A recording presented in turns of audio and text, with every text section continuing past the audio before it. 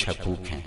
हुजूर अलैहिस्सलाम ने इरशाद फरमाया, ला यहिल्लु लिल मरअति अन तसूमा व ज़ौजुहा शाहिदुन इल्ला बिइज़्निही वला ताज़ना फी बैतिही इल्ला बिइज़्निही। फरमाया, औरत को यह हक नहीं पहुंचता कि वो रोजे रखे जबकि खामद घर में हो। नफली रोजा रखना अगर औरत को हो तो वो खामद से पूछ के रखेगी। खामद की इजाजत और इज़्न के बगैर औरत रोजा भी नहीं रख सकती, क्योंकि खामद की रिजा का हासिल करना औरत के लिए बेहतर नफली इबादत है। इसलिए अगर खामद राजी नहीं है तो रोजा ना रखे, राजी है तो रख ले। और फरमाया हुजूर अलैहिस्सलाम ने दूसरी बात यह है कि वो उसके घर में जिसको वो नापसंद करता है उसको आने ना दे, इज़्न ना दे। और एक हदीस के अंदर ये लफ्ज हैं कि हुजूर अलैहिस्सलाम ने इरशाद फरमाया कि वो खामद के बिस्तर को रौंदने ना दे। यदि खामद जिस बिस्तर पर बैठता है, सोता है, आराम करता है, उस बिस्तर पे किसी को ना चढ़ने दे। और इस पर हजरत उम्मे हबीबा रज़ी अल्लाह ताला अन्हा का अमल हमारे सामने है। ये अबू सुफियान की बेटी हैं और हुजूर पर हजरत उम्मे हबीबा ईमान ले आती हैं, उनका शौहर भी ईमान ले आता है। जब हिजरत हबशा हुई तो ये दोनों मियाँ बीवी हबशा की तरफ हिजरत कर गए। कुछ अर्सा वहां गुजरा। एक दिन हजरत उम्मे हबीबा सोई तो ख्वाब देखा है कि मेरे खामद का चेहरा बदल गया है, तो सख्त परेशान हुई। सुबह उठी तो पता चला कि खामद ईसाई हो गया। किसी ईसाई के पास बैठना उठना था तो उसने अपना दीन बदल लिया। तो हजरत उम्मे हबीबा रज़ी अल्लाह ताला अन्हा अलग हो गई। कुछ अरसे के बाद खामद भी फौत हो गया। अब वहां परदेश में सारे जहान को छोड़कर वहां घर बस आया था, तो वहां वो तन्हा हो गई, तो सख्त परेशान थी। आका करीम अलैहिस्सलाम ने हबशा के हुक्मरान नजाशी के जरिए हजरत उम्मे हबीबा रज़ी अल्लाह ताला अन्हा को पैगाम निकाह भेजा।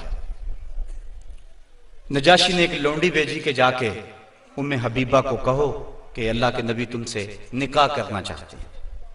अब हजरत उम्मे हबीबा की ज़बानी अगली कहानी सुनिए। कहती है, मैं घर में बैठी हुई थी कि बाहर दरवाजे पे दस्तक हुई।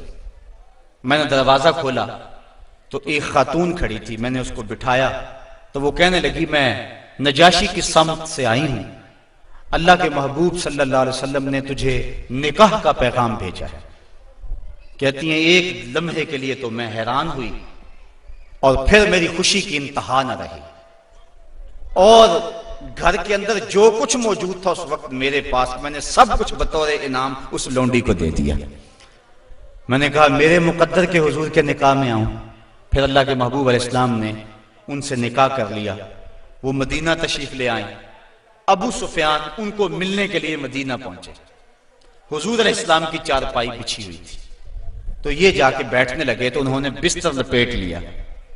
तो अबू सुफियान कहने लगा, रमला तुम्हें क्या हो गया? ये बिस्तर मेरे काबिल नहीं समझती हो या मुझे बिस्तर के काबिल नहीं समझती हो? तो हजरत उम्मे हबीबा कहने लगी कि ये बिस्तर अल्लाह के रसूल का है और मैं नहीं पसंद करती कि इसके ऊपर कोई मुशरक बैठे। तो कहने लगा अबू सुफियान कि तुम बड़ा बदल गई हो। फिर अल्लाह ताला ने उनको भी इस्लाम की बहारें अता फरमा दी। तो ये हक है खामद का बीवी के ऊपर के खामद के बिस्तर के ऊपर किसी को ना बैठने दे। अल्लाह के महबूब अलैहिस्सलाम ने फरमाया, अय्युमा इमरातिन मातत व ज़ौजुहा अन्हा रादिन दखलतिल जन्नह।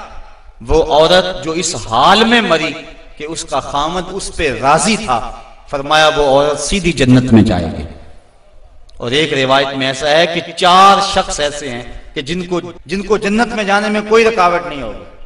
उनमें से एक वो शख्स जिसने अपने वालिदैन की खिदमत की और वालिदैन उस पर राजी हुए।